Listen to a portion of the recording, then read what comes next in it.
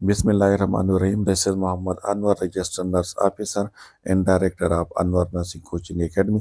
आज हम डिस्कस करेंगे semester first year first FN1 unit number 5 which is vital sign, जिसकी 3 पार्ट हम कर चुके हैं। फर्स्ट पार्ट में हमने जो मेन टर्मिनोलॉजी है और concept of the vital sign है उसको डिस्कस कर चुके हैं। पार्ट 2 में जो फर्स्ट मोस्ट इम्पॉर्टेंट जो वाइटल साइन है अबाउट टेम्परेचर उसको हम डिस्कस कर चुके हैं। सेकंड पार्ट में जो सेकंड आपके पास द मोस्ट इम्पॉर्टेंट जो वाइटल साइन है इट्स पल्स, उसको हम डिस्कस कर चुके हैं। Today we will discuss the another vital sign which is called respiration को हम डिस्कस करेंगे कि रेस्पायरेशन है क्या, इसके जो नॉर्मल रेंज वैल्यू कितने हैं, इसके कौन से ऐसे फैक्टर है जो उसको इंक्रीज या डिक्रीज करते हैं, कौन से ऐसे प्रॉब्लम है जो रेस्पायरेशन के साथ एसोसिएटेड है, तो इसको आज हम डिस्कस करेंगे। So the first we will see what is a respiration.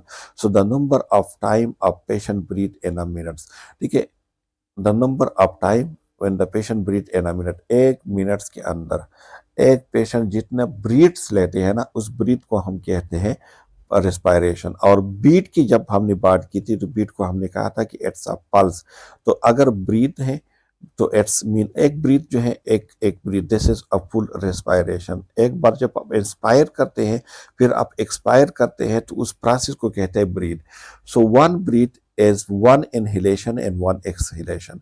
ठीक है, जब आप एक इनहेलेशन का मतलब होता है when you are going to take the oxygen, जब आप एयर अंदर लंग की तरफ लेकर जाते हैं सो दिस इज इनहेलेशन। और जब आप जो एयर है वो लंग से बाहर की तरफ लेकर आते हैं so this is the exhalation. तो वन इनहेलेशन और एक्सहेलेशन जो ये प्रोसेस है उसको हम कहते हैं respiration.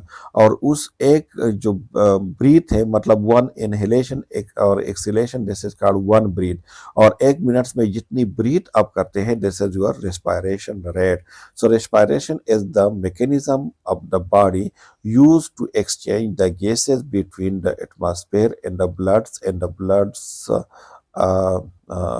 in the bloods and the cell. ठीक है, तो रेस्पायरेशन वो मैकेनिज्म है, वो प्रोसेस है जिसमें हम गैस एक्सचेंजेस करते हैं।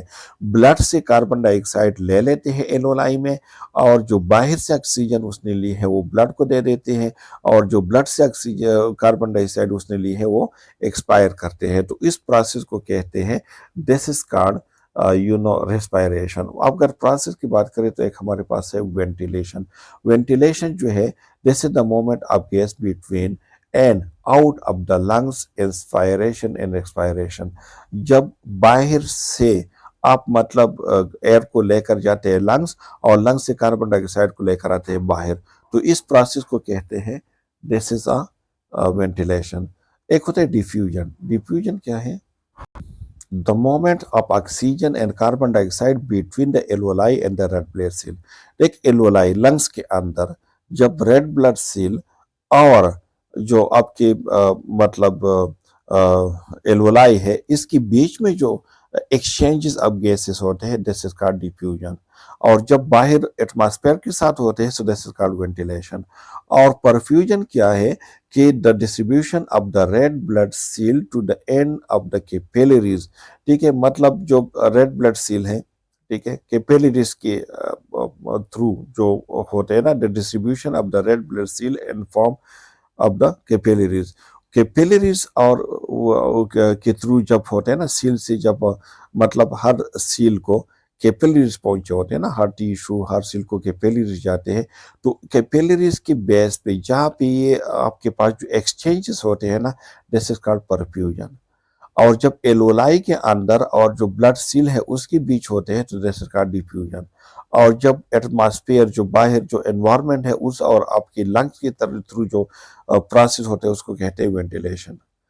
ठीक है, आप जो रेस्पिरेशन है उसके टाइप है, टाइप्स ऑफ ब्रीथिंग। आप उसको एक को हम कहते हैं कॉस्टल ब्रीथिंग या उसको थोरासिक ब्रीथिंग भी कहते हैं, जिसमें चेस्ट मूवमेंट जो है आपको बिल्कुल क्लियरली नजर आते हैं। इन्वॉल्व एक्सटर्नल इंटरकोस्टल, इसमें जो कोस्टल इसलिए उसको कोस्टल रेस्पिरेशन कहते हैं क्योंकि इसमें जो इंटरनल जो एक्सटर्नल इंटरकोस्टल है वो इन्वॉल्व होते हैं उसकी muscle and other accessory muscle such as जो स्टर्नोक्लोराइड मेस्टाइड मसल है, it can be observe by the moment of the chest upward and outward. ठीक है, जब कुछ लोग ऐसे होते हैं, मोस्टली जो फीमेल होते हैं ना वो कास्टल ब्रीथिंग करते हैं, वो ज्यादातर चेस्ट को यूज करते हैं फॉर द रेस्पिरेशन, और उसके चेस्ट जो है अप एंड डाउन होते हैं, मतलब ड्यूरिंग द रेस्पिरेशन। ठीक है, तो ये उसको कॉस्टल कहते हैं। डायफ्रामेटिक या एब्डोमिनल ब्रीथिंग ये मोस्टली मैन करते हैं।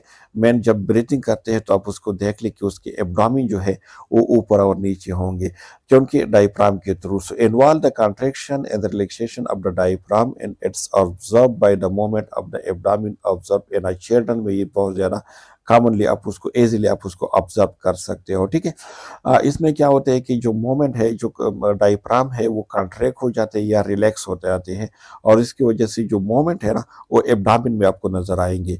तो अगर चेस्ट ब्रीदिंग है, मतलब चेस्ट मूवमेंट आपको नजर आते हैं, तो दिस इज अकोस्टल या थोरासिक ब्रीथिंग कहते हैं। अगर डायफ्रामेटिक या एब्डोमिनल है तो आपकी जो चेस्ट है इजीली आप उसको ऑब्जर्व कर सकते हैं आपके एब्डोमेन में उसको।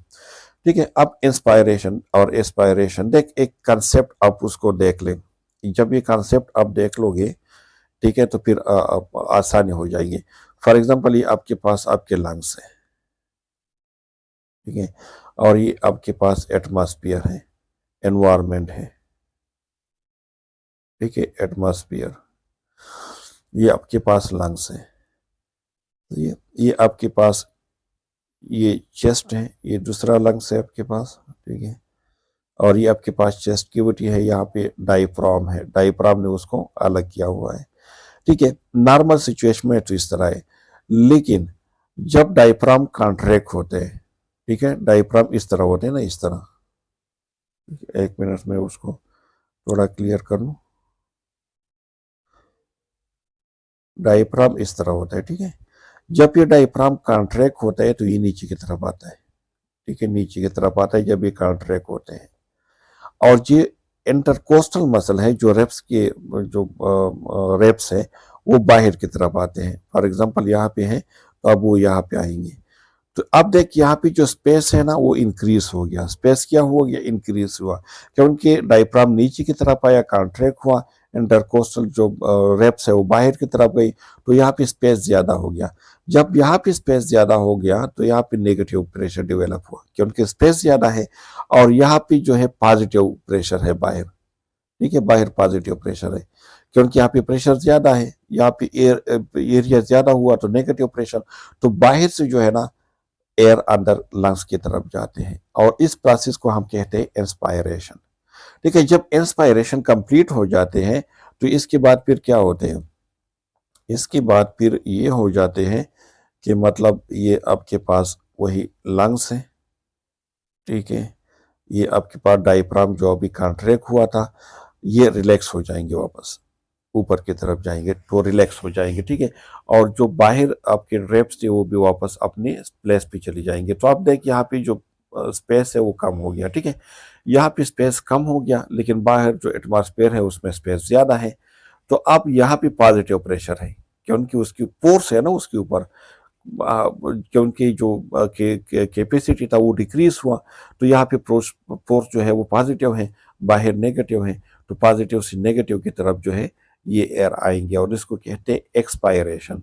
तो मतलब ये है कि इंस्पायरेशन और एक्सपायरेशन किस तरह डेवलप होता था। मेन मकसद ये था कि आपको ये समझा दूं कि डायफ्राम में इसका क्या रोल है, जो आपके रेप्स है उसमें इसका क्या रोल है। ठीक है, तो होपफुली कि आप उसको समझ चुके होंगे।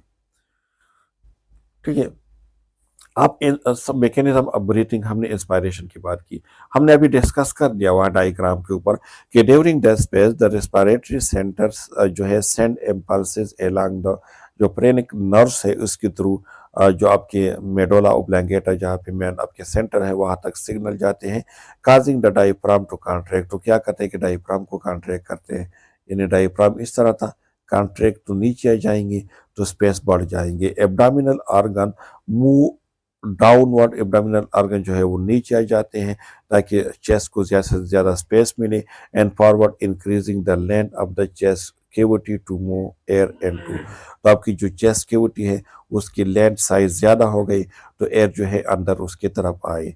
अब the lungs the diaphragm move approximately 1 centimetre and the ribs जो है वो retract upward from the body, जो मिड लाइन है अप्रोक्सीमेटली 1.2 से लेकर 2.2 सेंटीमीटर तक, यानी जो आपके रेब्स है वो ऊपर की तरफ जाते हैं, यानी ओपन हो जाते हैं 1.5 से लेकर 2.5 सेंटीमीटर तक, और डायफ्राम जो है वो तकरीबन 1 सेंटीमीटर तक नीचे आते हैं। तो ये तकरीबन टोटल जो है 3.5 सेंटीमीटर तक जो स्पेस है वो इंक्रीज हो जाते हैं। जब इंक्रीज हो जाते हैं तो अंदर जो प्रेशर जो है वो नेगेटिव प्रेशर डेवलप होते हैं और बाहर से जो है ना फिर एयर अंदर की तरफ आते हैं। सो ड्यूरिंग द नॉर्मल अगर हम रिलैक्स ब्रीथिंग की बात करें तो एक इंडिविजुअल जो है वो तकरीबन 500 ml जो है वो एयर को इनहेल कर सकते हैं इन अ नॉर्मल सिचुएशन। अगर आप कोशिश करें तो आप 15 जो है उसको और भी कर सकते हैं। उसको कहते हैं टाइडल वॉल्यूम। ठीक है, इस अमाउंट को कहते हैं कि टाइडल वॉल्यूम, जो नॉर्मल इंस्पायरेशन में और नॉर्मल एक्सपायरेशन में आप जितना ब्लड इनहेल करते हैं एक्सहेल करते हैं, तो नॉर्मली अगर एक इंडिविजुअल जो नॉर्मल सिचुएशन का मतलब है ना कि अभी जो आप नॉर्मल सिचुएशन में बैठे हुए हो, आप फोर्स यूज नहीं कर रहे, ठीक है, तो तकरीबन 500 ml जो है आप एयर उसको ले सकते हैं। अब एक्सपायरेशन किस तरह होते हैं, या मतलब एक्सलेशन जिसको कहते हैं कि during the expiration the diaphragm relax हो जाते हैं। पहले डायफ्राम ऐसा था, अब मतलब स्ट्रेट हो गया था, फिर कॉन्ट्रैक्शन हुआ था, अब दोबारा रिलैक्स हुआ तो अपने स्टेज पे चले गई। जो रेप्स तकरीबन 1.5 से 2.5 सेंटीमीटर जो डायलेट हुआ था वो भी वापस अपने स्पेस पे आ गई। ठीक है, तो जो एब्डोमिनल ऑर्गन जो नीचे गई थी वो भी अपने ओरिजिनल पोजीशन पे आ जाएंगे। तो थोरासिक इंक्रीज इन साइज, जो थोरासिक साइज था जो पहले बढ़ गया था वो वापस डिक्रीज हो जाएंगे। And thus the lungs are compress, lung क्या हो जाएंगे, कंप्रेस हो जाएंगे। The ribs move downward, ribs वापस अपने पोजीशन पे आ जाएंगे। एंड स्टर्नम मूव्स इनवर्ड, और ये सारे स्टर्नम भी जो है वो अंदर की तरफ चले जाएंगे। तो इसकी वजह से स्पेस जो है वो कम होंगी। जब स्पेस कम होंगी तो फिर वहाँ पे पॉजिटिव प्रेशर डेवलप होंगी। यहाँ पे पॉज आ जाते हैं। The relaxation time between the inspiration and expiration, जो इंस्पायरेशन और एक्सपायरेशन है उसके बीच में जो रिलैक्सेशन का टाइम है, the normal breath rate and the depth of ventilation एस्कार। ठीक है, अगर नॉर्मल जो ब्रीथ है, नॉर्मल जो ब्रीथिंग है उसको हम क्या कहते हैं, यूपनिया। ये बहुत ज़्यादा कॉमनली एमसीक्यूज में आते हैं ये टर्मिनोलॉजी। यूपनिया क्या है, टेकेपनिया क्या है, हाइपरएपनिया क्या है, ब्रेडेपनिया क्या है। ठीक है, तो नॉर्मल जो ब्रीथिंग है, नॉर्मल ब्रीथिंग पैटर्न को हम कहते हैं यूपनिया। अब कौन सी फैक्टर है जो इफेक्ट करते हैं रेस्पायरेशन के ऊपर। सो एक आपकी बॉडी पोजीशन, अगर आप सीटिंग या स्टैंडिंग पोजीशन में है तो आप आसानी से सांस लेंगे, अगर आप बिल्कुल सीधा लाइंग पोजीशन में है तो इट विल बी मुश्किल। देन क्या है कि आपके लिए एक्सरसाइज है, एक्सरसाइज की वजह से भी आपकी जो रेस्पायरेशन है रेट है वो इंक्रीज हो जाते हैं। एक्यूट पेन की वजह से भी आपके रेस्पायरेशन रेट इंक्रीज हो जाता है। कुछ मेडिकेशन है जो इंक्रीज या डिक्रीज करते हैं आपके रेस्पायरेशन रेट को। स्मोकिंग भी इंक्रीज करते हैं आपके रेस्पायरेशन रेट को। हीमोग्लोबिन फंक्शन है, एंजाइटी है, एब्डोमिनल ट्रॉमा है या न्यूरोलॉजिकल ट्रामा है। ये न्यूरोलॉजिकल ट्रामा में मोस्टली डिक्रीज हो जाते हैं, बाकी जितने हैं उसमें मोस्टली इंक्रीज हो जाते हैं। अब अगर हम करेक्टरिस्टिक्स की बात करें रेस्पायरेशन की, when the respiration rate is taken several characteristics should be noted.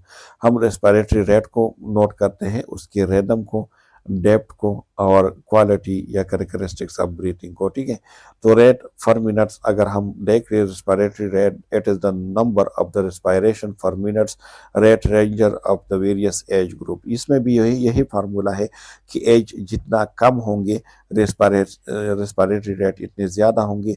जैसे एज ज़्यादा होता जाएगा रेस्पायरेशन रेट कम होता जाएगा। फॉर एग्जांपल अगर आप न्यू बॉर्न में देखें तो आपके पास टोटल कितने हैं, 30 to 50 जो ब्रीथ है पर मिनट से। अगर 2 ईयर में देखें तो ये कम हो जाता है 20 to 30। अगर 8 ईयर तो और कम हो जाते हैं 18 to 16। अगर 11 ईयर की बात हो रही है तो 16 to 20। अगर एडल्ट की बात हो रही है तो 12 to 20। तो मतलब जितना आपका एज ज़्यादा होता जाएगा, आपकी जो रेस्पिरेटरी रेट है वो कम होता जाएगा। मोस्टली जो है ये दो आपको याद होनी चाहिए कि न्यू बॉर्न में कितने होते हैं और एडल्ट की जो रेस्पिरेटरी रेट है वो कितने होते हैं नॉर्मल। चलिए समराइज कर देते हैं कि हमने क्या पढ़ा। हमने रेस्पिरेशन को डिस्कस किया कि the process of inspiration and expiration इसका रेस्पायरेशन। टाइप ऑफ ब्रीथिंग, दो टाइप की ब्रीथिंग को हमने डिस्कस कर दिया कि डायफ्रामेटिक और कॉस्टल ब्रीथिंग को हमने डिस्कस कर दिया। हमने फैक्टर की डिस्कस कर दिया कि कौन से फैक्टर हैं जो इफेक्ट करते हैं आपके रेस्पायरेशन पे। और हमने कुछ कैरेक्टरिस्टिक्स भी कहा कि मतलब रेदम और रेट और इसको हम माइंड मतलब फाइंड आउट करते हैं। अब करेक्टरिस्टिक्स की बात हो रही थी तो रेस्पिरेटरी रेट को हमने डिस्कस कर दिया कि रेस्पिरेटरी रेट हमारे पास जो एडल्ट क्या अगर हम बात करें तो 12 से लेकर 20 तक हमारे पास नॉर्मल है। टेकेपनिया का मतलब क्या है कि क्विक स्लो ब्रेथ। देखिए जिस तरह ब्रेडेपनिया टेकिकार्डिया था जिसमें हार्ट रेट इंक्रीज थे, सो टेकेपनिया में हार्ट रेट भी रेस्पिरेटरी रेट इंक्रीज होंगे। ब्रेडेपनिया में जो रेस्पिरेटरी रेट है वो डिक्रीज होंगे। फॉर एग्जांपल अगर 20 से इंक्रीज है यानी 25 है सो जैसे टेकेपनिया। अगर 12 से डिक्रीज है, अगर 8 है एडल्ट में तो दिस इज कॉल्ड ब्रेडेपनिया। और एपनिया का मतलब ये होता है ना कि जो ये आपके रेस्पिरेशन है वो सीज हो जाते हैं, स्टॉप हो जाते हैं फॉर द सेवरल सेकंड और वापस शुरू हो जाते हैं। फॉर एग्जांपल ये आपके अगर रेस्पिरेशन है, ठीक है, तो ये कुछ सेकंड के लिए सीज हो जाते हैं फिर शुरू हो जाते हैं, ठीक है, फिर कुछ सेकंड के लिए सीज हो जाते हैं फिर शुरू हो जाते हैं। तो इस पीरियड को जो सीज हो जाते हैं, जो स्टॉप हो जाते हैं, इस पीरियड को हम कहते हैं एपनिया। अब रेस्पिरेटरी अगर हम रिदम की बात करिए तो हमने रेट की बात की और रेट में फिर हमने कहा कि या हमारे पास टेकेपनिया होते हैं यानी मोर देन नॉर्मल, या हमारे पास ब्रेडेपनिया होते हैं डिक्रीज देन नॉर्मल, और या हमारे पास एपनिया होते हैं जो क्षण सेकंड के लिए स्टॉप हो जाते हैं रेस्पिरेशन को। अब हम रिदम की बात कर, रिदम को जिस तरह हमने उस टाइम हार्ट में भी बात की थी कि जो रिदम है वो मतलब इक्वल है या इक्वल नहीं है, ठीक है। जिस तरह हमने वो PQRS बनाई थी ना कि वो इक्वल है या नहीं है, इसी तरह हम रेस्पिरेशन में भी बात करेंगे कि मतलब अगर ये इक्वली पैटर्न से जा रहे हैं या नहीं, मतलब तेज फिर जो है स्लो, फिर तेज फिर स्लो, ठीक है। इस तो इसको कहते हैं ना रेदम। रेगुलरिटी की बात हो रही है कि आया दिस इज रेगुलरली ये अकर होते हैं या उसमें इरेगुलरिटी है। सो रेस्पिरेटरी रिदम का क्या मतलब है? It's refer to a regular and equal spacing of breath and a regular respiration rhythm and a cycle of inspiration and expiration have about the same rate and depth। अगर दोनों एक मतलब inspiration और expiration अगर दोनों एक ही depth और उससे जा रहे हैं, फॉर एग्जांपल ये आपके पास एक लाइन है, ठीक है, ये एक ही स्पेस पे जा रहे हैं, ठीक है, रेट भी एक है और डेप्थ भी एक है, तो इसको देख ये सेम है, ठीक है, ये बिल्कुल सेम जा रही है, ठीक है। तो इसको हम कहते हैं नॉर्मल। अगर ये सेम नहीं या डेप्थ ज़्यादा है, फॉर एग्जांपल ये आपके पास नॉर्मल है, किसी की डेप्थ बहुत ज़्यादा है, फिर ऊपर है, फिर डेप्थ ज़्यादा हो जाती है, ठीक है। अगर ये जो नॉर्मल आपकी लाइन है अगर इससे नीचे है तो उसको हम कहते हैं डेप्थ, ठीक है। अगर ये आपके पास जो वेव्स बन रही है इसके बीच में जो डिस्टेंस है उसको हम कहते हैं कि रैपिड है या स्लो है, ठीक है। तो ये हमें इस चीज़ के बारे में बताते हैं, ठीक है। तो चलो देख लेते हैं कि respiratory depth. The depth of respiration the volume of the air that is inhale and exhale that describe as either. आपके पास जो ब्रीदिंग है this is a shallow breathing है या डीप ब्रीदिंग है या रैपिड है बट शैलो।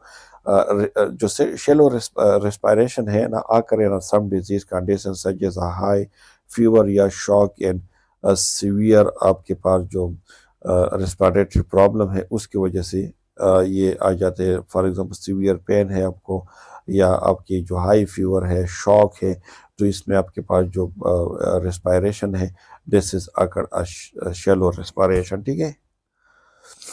अब रेस्पिरेटरी क्वालिटी की अगर हम बात करें, सो रेस्पिरेटरी क्वालिटी या characters refer to the breathing pattern, कि आपकी ब्रीथिंग पैटर्न क्या है, बहुत नॉर्मल है या एबनॉर्मल है, ठीक है। लेबर्ड है ब्रीथिंग है, refer to the respiration that require greater effort from the patient. Laboured का मतलब क्या है, जो रेस्पिरेशन के लिए आपको ज्यादा से ज्यादा एफर्ट करने पड़ते हैं ना। लेबर क्या है कि लेबर जो ज्यादा मेहनत करते हैं, मजदूरी करते हैं ना, तो इसी तरह अगर हम रेबर्ड रेस्पिरेशन की बात करें, तो इसका मतलब ये है कि आप फोर्सफुली रेस्पिरेशन करते हो, मतलब आप बहुत ज्यादा एनर्जी इसके लिए यूज करते हो। अब इसमें क्या है, जो अगर हम रेबर्ड ब्रीथिंग की बात करें, सो इसमें सबसे पहले है एपनिया डेस्पनिया। डेस्पनिया का मतलब क्या है कि डिफिकल्टी एंड अब ब्रीथिंग। जब आप ब्रीथिंग लेते हैं ना, तो उसमें आपको बहुत ज्यादा डिफिकल्टी आते हैं, बहुत ज्यादा फोर्स से लेते हैं। So difficult and label breathing during which the individual has a persistent unsatisfied need for the air and feels distress। मतलब आप जोर लगाते हैं ना कि जितना ज्यादा एयर में इनहेल कर लो, लेकिन still you are not satisfied. मुश्किल से आप जो है अपनी रेस्पिरेशन को कंप्लीट करते हो। एक है आपके पास ऑर्थोपनिया। ऑर्थोपनिया का मतलब ये है कि ability to breathe only in upright sitting और स्टैंडिंग पोजीशन। जब आप सिटिंग पोजीशन में होते हैं या आप स्टैंडिंग पोजीशन में होते हैं, तो फिर आप ब्रीथ ले सकते हैं। लेकिन अगर आप सुपाइन लाइन पोजीशन में होते हैं, so then it's very difficult कि आप उसको मतलब ब्रीथ ले लें। इसके अलावा एबनॉर्मल कुछ ब्रीथ साउंड है हमारे पास, जिसमें सबसे पहले आपके पास स्ट्रेडर है। स्ट्रेडर जो है, this is a noise in breathing that occur due to obstruction of the air flow through the narrow airway, या उसकी जो एयरवे है वो नेरो हो जाते हैं, तंग हो जाते हैं, या कोई मतलब फॉरेन बॉडी उसमें फंस जाते हैं, तो आप एक नॉइसी टाइप के साउंड सुनते हैं, तो उसको हम कहते हैं स्ट्रेडर साउंड। हियर द जिस तरह आप ड्यूरिंग द इंस्पायरेशन, ये बहुत ज़्यादा क्लियरली आप उसको सुन सकते हैं, बट डेट कैन आकर ड्यूरिंग द एक्सपायरेशन। एक्सपायरेशन भी आ सकते हैं, लेकिन एक्सपायरेशन में आप क्लियरली उसको सुन सकते हैं। जिस तरह कोई चीज़ आपकी गले में नहीं होता है कि गले में अगर वो फंस जाए, और जब आप सांस लेते हैं तो उससे बिल्कुल फोर्सली जब पास होते हैं, तो एक नॉइसली साउंड प्रोड्यूस होते हैं, ठीक है, तो उसको कहते हैं स्ट्रेडर। ठीक है। The next one is a stertor. Stertor sign जो है, ये इसको स्ट्रेटस ब्रीथिंग भी कहते हैं। ये भी नॉइसी साउंड है during the inspiration sound, similar to those hear in snoring. Snoring की तरह ये मोस्टली अगर इसको हम स्ट्रेटर और स्ट्रेटर को देख ले, तो ये दोनों सेम है, तकरीबन दोनों नॉइसी साउंड है। लेकिन दिस इज ड्यू टू आपके जो मेन जो है मतलब जो एयरवे है उसकी वजह से है। और ये मोस्टली जो नेजल कंजक्शन होते हैं या बैक ऑफ द नोज, जो वहाँ पे अगर कोई कंजक्शन आ जाते हैं, तो उस कंजक्शन की वजह से ये होते हैं, ठीक है, मतलब ब्लॉकेज की वजह से होते हैं। और स्नोरिंग के टाइम पे जो साउंड प्रोड्यूस होते हैं ना, this is just like that side.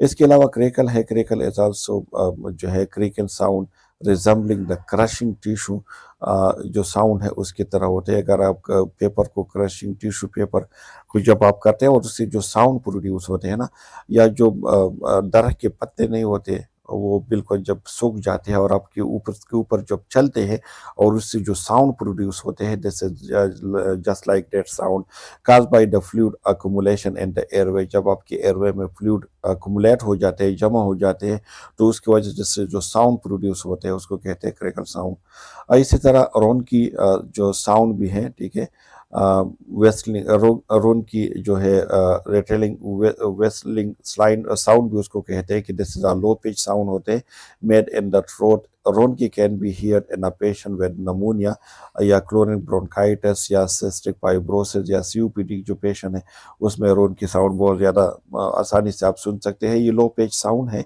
और ये जो थ्रोट है वहाँ पे ये बनते हैं। वी साउंड ये बहुत ज़्यादा कॉमन है, सिमिलर टू रोन की sound but more high pitch.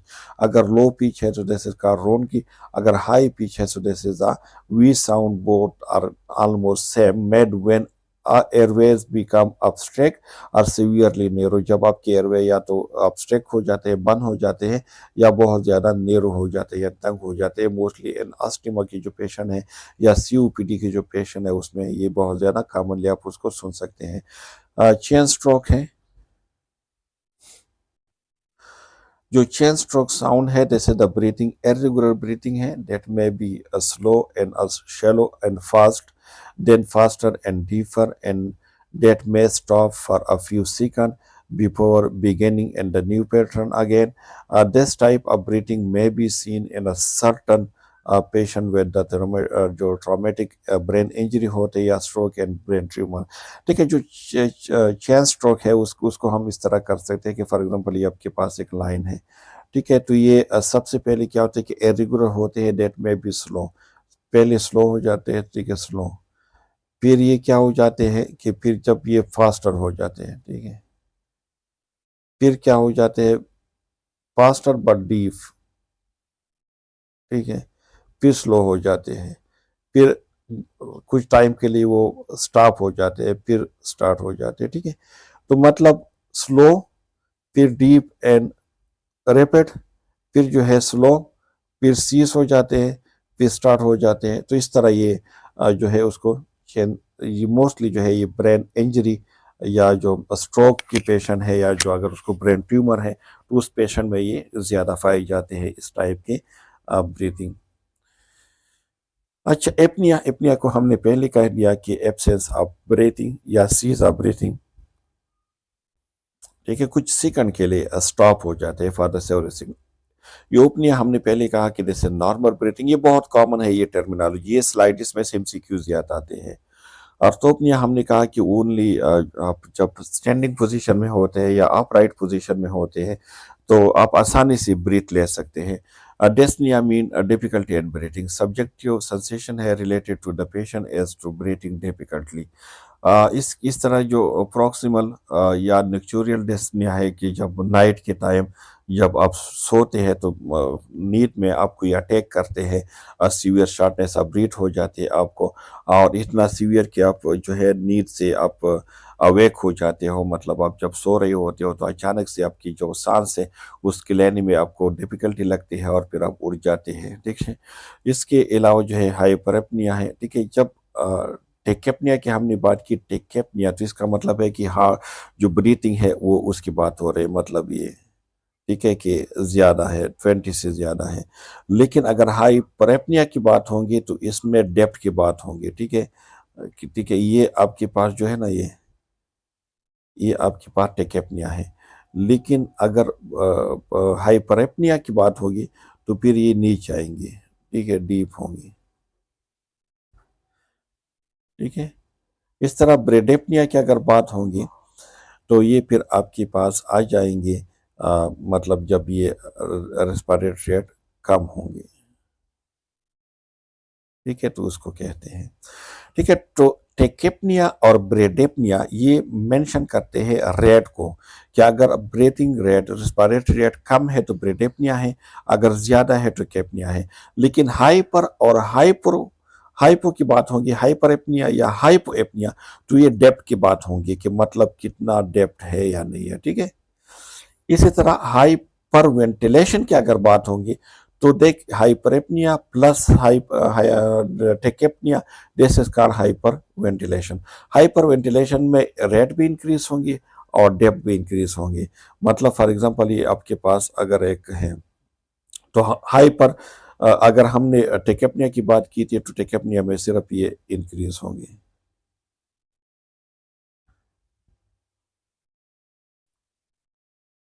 ठीक है, यानी सिर्फ रेस्पिरेटरी रेट इंक्रीज होंगे। अगर हाइपरएपनिया है तो इसमें क्या होंगे कि इसमें डेप्थ इंक्रीज होंगे। अगर हाइपर वेंटिलेशन है तो इसमें रेट भी इंक्रीज होंगे और डेप्थ भी इंक्रीज होंगे, दोनों इंक्रीज होंगे, ठीक है। ये डेप्थ भी इंक्रीज हो रही है और रेट भी इंक्रीज हो रहे हैं। तो हाइपर वेंटिलेशन में दोनों चीजें इंक्रीज होंगी, रेट भी इंक्रीज होंगे और डेप्थ भी इंक्रीज होंगे। इसी तरह हाइपो वेंटिलेशन में दोनों चीजें डिक्रीज होंगी, रेट भी डिक्रीज होंगे और डेप्थ भी डिक्रीज होंगी। ठीक है, एक और टाइप ऑफ मीन्स है रेस्पायरेशन। ठीक है, जिसको कसमालस रेस्पायरेशन कहते हैं। एक जिसने फर्स्ट टाइम ये टर्मिनोलॉजी दी थी, जिसने ये रेस्पायरेशन उसने इजाद किया था, तो उसका नाम था कसमालस। तो उसके नेम, अपने नेम पे उसने लिखा है कसमालस रेस्पायरेशन। इसमें क्या होते हैं कि S a deep and labour breathing pattern associated with the severe metabolic acidosis, particular diabetic acidosis patient में ये ज़्यादा होते हैं, बट आल्सो किडनी फेलर में भी होते हैं। देखिए, इसमें ये होते हैं ना कि ये आपके पास अगर नॉर्मल रेस्पायरेशन है, फर्ज करें ये आपके पास अगर नॉर्मल रेस्पायरेशन है, ठीक है, तो कसमोलस में क्या होंगे कि ये डेप्थ जो है वो इंक्रीज होंगे। ठीक है, एक और डायग्राम से समझाते हैं आपको आसानी से। ठीक है, फॉर एग्जांपल ये आपके पास एक नॉर्मल लाइन है, और ये आपके पास एक नॉर्मल रेस्पायरेशन, एक नॉर्मल उसके डेप्थ और उसके ये नॉर्मल रेस्पायरेशन है। आप कसमोलस कसमोलस किस तरह होंगे? ठीक है, देख इसके आप देख इंक्रीज हो रहे, डेप्थ इंक्रीज हो रही है। ठीक है, डीप इंफॉर्मेशन, डीप रेस्पायरेशन है, और इसमें बहुत ज़्यादा मेहनत करनी पड़ती है, यानी लेबर कोशिश करनी पड़ती है इंडिविजुअल को। ठीक है, तो उसको कहते हैं, और ये मोस्टली जो है मेटाबॉलिक एसिडोसिस या जो कार्डिक या जो किडनी फेलर डिजीज है उसमें ज़्यादा होते हैं, डायबिटिक केटोएसिडोसिस जो होते हैं ना, DKA। ठीक है, इसमें ये कॉमन होते हैं, तो ये एमसीक्यूज में आ सकते हैं। ये डेप्थ की बात हो रही है ना, कि as a deep and a labour breathing pattern often associated with, ये डीप होते हैं। देखिए, डीप और लेबर मुश्किल से आप लेते हैं, उसके लिए मेहनत करनी पड़ती है। So this is the summary which we have studies. Abnormal breathing sound क्या है, डेस्पनिया क्या है, एपनिया क्या है, हाइपर एपनिया क्या है, ठीक है, इस तरह ब्रेड एपनिया क्या है, टेक एपनिया क्या है। तो हमने कहा कि अगर टेकनिया की बात होगी तब आपके 20 से इंक्रीज होंगी आपके रेस्पिरेटरी रेट। अगर 12 से कम है तो ब्रेडेपनिया है। अगर डेप्थ ज़्यादा है तो एट्स मीन हाइपरएपनिया है। अगर डेप्थ कम है तो हाइपोरेपनिया है। एपनिया जब सीज होते हैं इंफॉर्मेशन पास साउंड, और जो डिफरेंट एबनॉर्मल साउंड को हमने डिस्कस कर लिया। ठीक है, तो ब्लड प्रेशर को हम नेक्स्ट पार्ट में कर लेते हैं। तो यहाँ तक अगर कोई क्वेरीज हो, कोई क्वेश्चन हो, कोई कंफ्यूजन हो, so you can ask me in the comment section. Thank you so much for listening me.